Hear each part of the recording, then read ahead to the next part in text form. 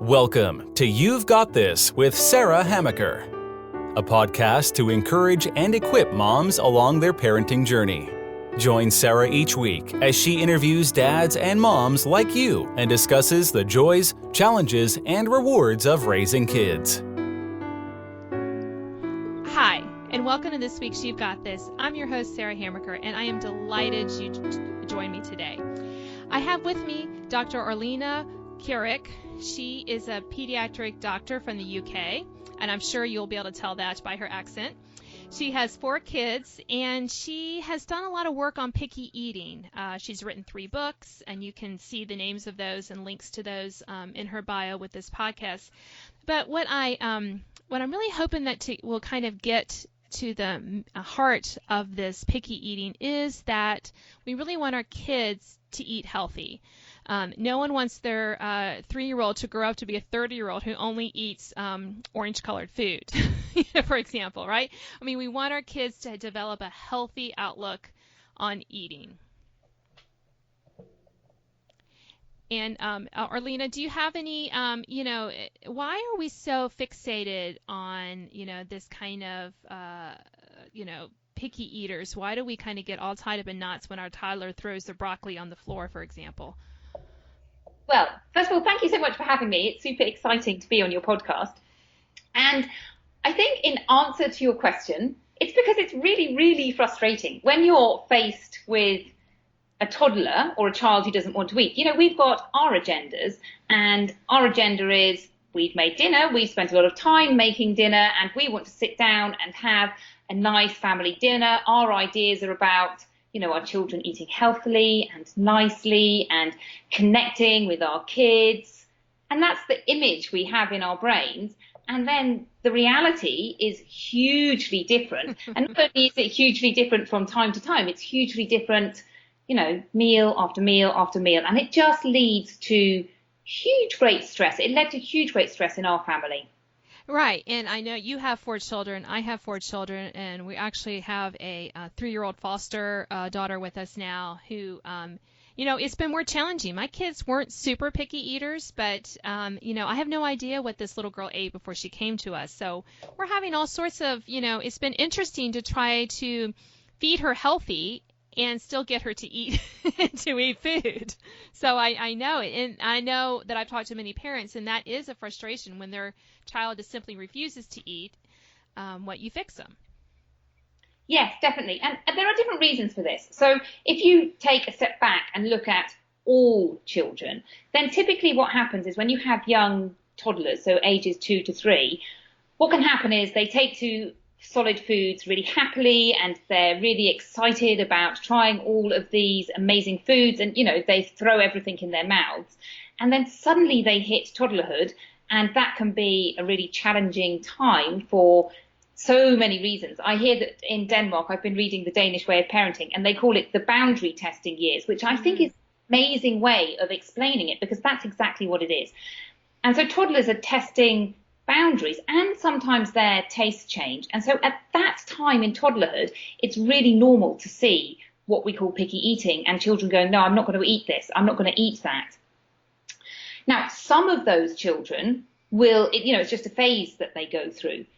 But other children, it lasts much, much longer. And, the honest truth is that occasionally some people are going to have picky eating traits into adulthood. That doesn't mean to say they don't eat a varied diet and they don't learn to live with that. But, if you have true likes and dislikes, and there are some things you really don't like, then often you don't learn to like those things. And I know that's something that parents don't really want to hear. The vast majority of children do learn to open up a little bit more, but not instantly. Right, and I think you're right that we want it that instant. I want to serve the food, and I just want my kids to eat it, and I don't care if they like it. I just don't want them to complain about it and push it around their plate, right? I mean, that's kind of how we, like you said earlier, we spend all this time making this meal, and we want our family, and it's health. We spend all this time buying the food, cooking the food, and yet when they don't eat it, it can have all these other emotions with it that our kids really pick up on. Absolutely, absolutely. And I do say, if you have genuinely picky eaters, my number one advice is don't push them, and don't force them to eat food. Because the more you force them, the more you end up in this power struggle, and you're not going to win that power struggle. And picky eating can be difficult to unpick and unravel. If you have a really picky eater, and this is behavior that goes on and causes huge amounts of stress, sometimes you have to look at it from both points of view and have a look at what's going on with the parents and their reasons for wanting their children to eat. And those can be interesting to unravel. But my number one advice is allow your children to have some control over what they eat. Like, they should be in charge of what they eat. And when I say that, I don't mean that they get to eat candy and cake every single time. It's not as easy as that, because clearly all children would eat candy and cake if we gave them that chance. But you need some kind of structure. So what you need to do is decide, how your routine is, whether you have breakfast, lunch and dinner, and you decide what food you're offering. And I would say always include something that is acceptable to your child. It doesn't have to be their favorite food, but not something that is disgusting, not the equivalent of a plate of worms for them. Although some kids might really like those. They might do. But, like what we would consider to be a plate of worms. So when they say it's disgusting and we look at it and think it's a piece of broccoli, there's nothing that offensive about it. To them, sometimes it is the equivalent of us eating a plate of worms. So you always have to make sure there's something that they can eat, and then just allow them to choose that food. And, say, give them some control, allow them to serve themselves. Or, sometimes I do what's called like picnic food. So if you take a meal, I don't know, say, for example, you have vegetable pasta, and some children really dislike all those different things all mixed up together. So my children hate eggplants. We call them aubergines. But they hate eggplants. And they've now got to the stage where they can pick out the big lumps of aubergine. But sometimes they're like, oh my goodness, it's contaminated. I can't possibly eat this plate of food because it's contaminated with disgusting stuff. So another thing to do is to serve it as a picnic. Like if you think about a salad, instead of lettuce and carrots and cucumber, you serve a little plate of carrots, a little plate of cucumber, a little plate of lettuce, and then they can pick out the things that they want. That's another really useful trick. Yeah, I love that. And we do that with like taco salad. We'll put everything on the table and the kids can make their own. And that's one of their favorite meals because they can make it as much as, put as much in it that they want. One thing that my mom did when I was a kid and that I've done with my kids is that I let them pick absolutely one thing that they never have to eat, one vegetable that they never have to eat. And so, like one of my kids picked potatoes of all things. Now they can eat them. I'm certainly not going to yank the French fries away from them, but they don't have to eat potatoes. And so that has cut down a lot on the fussiness because you give them that kind of control. And every year I ask them, is that their vegetable for the year? And they can change it. And it's really has been helpful because it does give them some semblance of control in allowing to have that, that control. And I think it's silly that he doesn't like potatoes, but, I know, who doesn't like potatoes, right? I have a child who doesn't like potatoes. I can see how that would work well. And I think another thing that really comes out here is knowing your own child. And if that works for you and your family, then that is fabulous. For me, I could say that probably wouldn't work because my children, there's so many of the vegetables that they don't like. Now, that was a few years ago, and they're now getting much better and they're getting used to different vegetables. But if I just said one and I gave them another one they didn't like, then I'm still going to be in the same situation. Right. And I think that one of the things that we also that I try to do as a cook is to cook vegetables in a lot of different ways. When I was growing up, we basically had squash one way, and I hated that way. Right? And so now trying to find different ways to cook different vegetables because someone may not like sauteed squash, but they may like it, shredded in a casserole or something. I mean, there's so many different ways to cook vegetables, and with the internet, there's so many recipes we can find. I find that has been really helpful to help kids see that they may not like it this way, but they may like it another way. Yeah, absolutely. And I think you've touched on this other point that for children, those are entirely different vegetables. If you've got a chopped up carrot and a grated carrot, in their brain, they're two different things. Another thing that I think is really useful is something called food pairing, which is similar to what you're talking about. So, for example, if you've got a child who absolutely loves cheese, then you might want to try cooking an unknown vegetable with cheese on it because they like the cheese and more likely to like the other unknown thing. Oh, I love that. That's also a great, I think, a great point. And getting kids in the kitchen, right? I mean, helping them to prepare their own food. Yes, that really helps, and it helps in the long run. But if you have a really picky child, none of these things by themselves is going to be a magic wand. They're all tools that we have in our armory. But I think a lot of parents really think, oh my goodness, I can change my child's picky eating in 2 or 3 days. And if you've got a really picky child, then that is just not going to happen. And you have to go back and look at some strategies to helping with their big emotions. If they're really upset, and lots of children are anxious, and that's why they're worried, they're scared of this new food. They've never experienced this new food, and they may be hungry as well, which obviously means, they're thinking, oh my goodness, I want something to eat, and all you've given me is something disgusting. You can understand from that point of view why they get upset about not being given always their favorite food. But the danger of always giving them their favorite food is that's all they ever eat.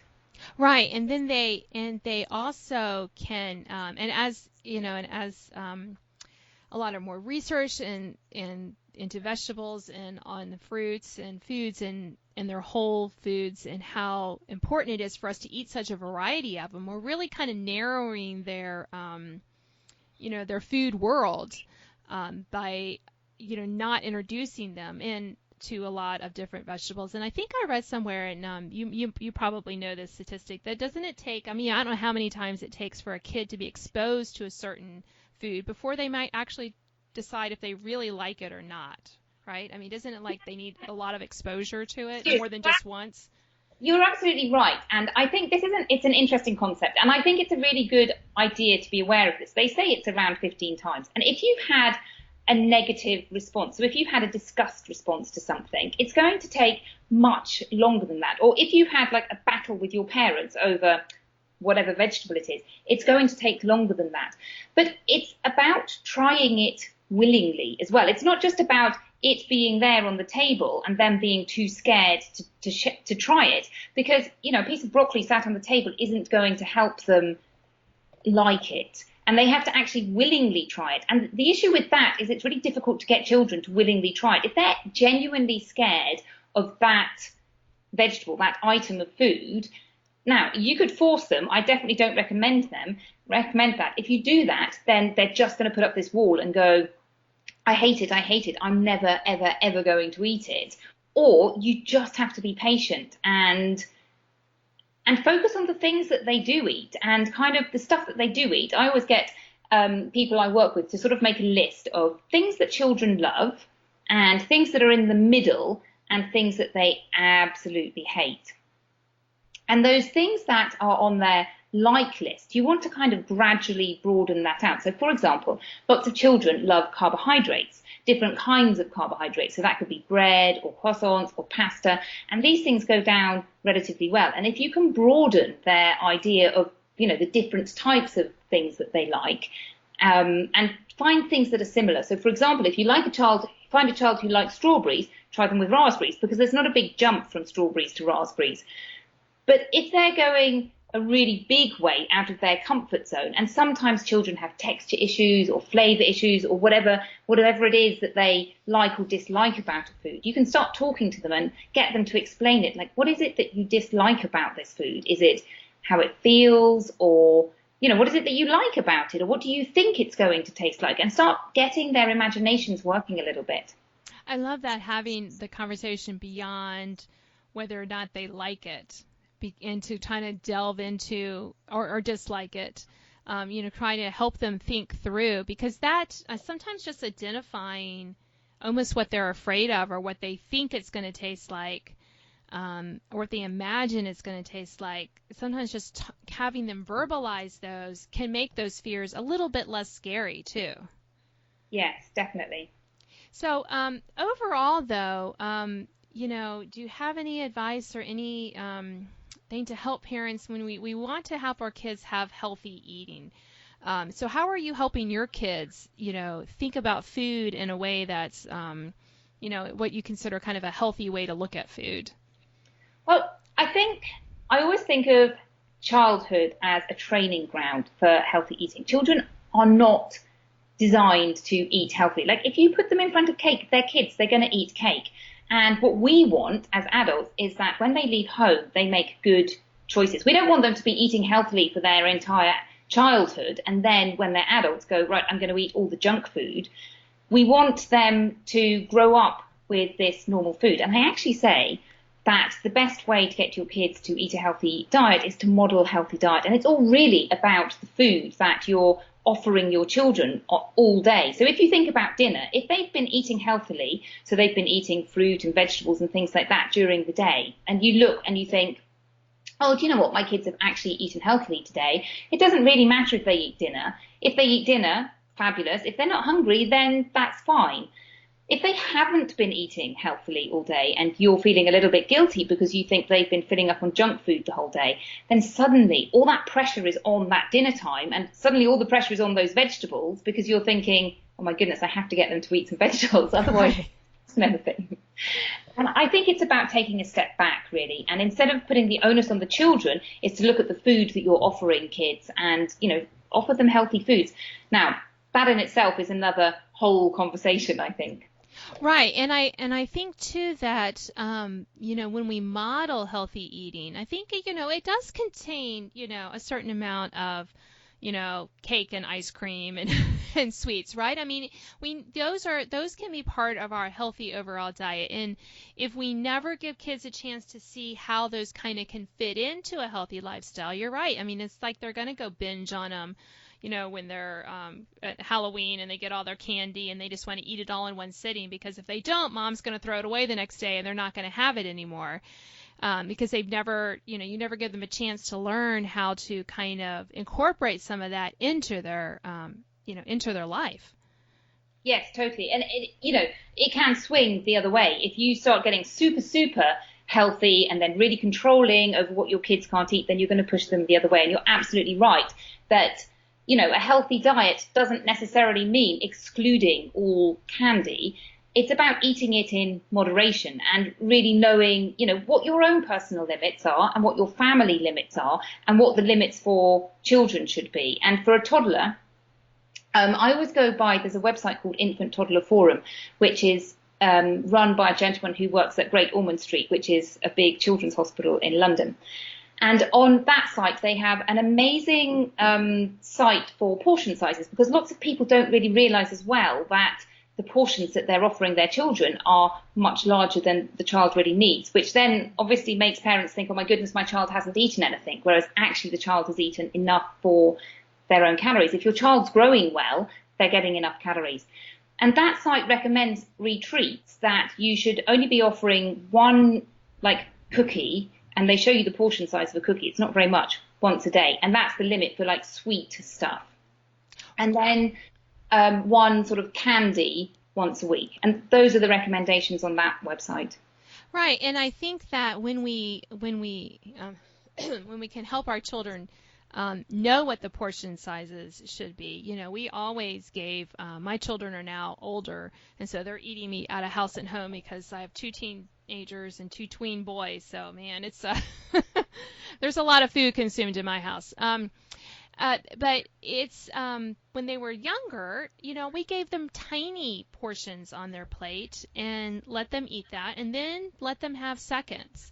Because sometimes at dinner they just weren't as hungry as, because they ate a bigger lunch, a bigger breakfast, snacks, and that sort of thing. And that, I think you're right that we need to be careful we're not forcing huge portions on our kids all the time and thinking they're not eating when maybe they're just they're not going through a growth spurt, so their eating has slowed a little bit. We forget that kids, I think their appetites, they're a little bit on that, kind of bell curve when they're growing and when they're not. Absolutely. And that's really good advice for adults as well as children, is to have a small portion and then, have a little check. Am I still hungry? Yes or no, or I can have some more. The thing you need to be aware of, and I find with my children, is foods that they really like and eating foods because, they taste good rather than they're actually hungry. But yeah, I totally think that idea of having a small portion and then coming back for seconds.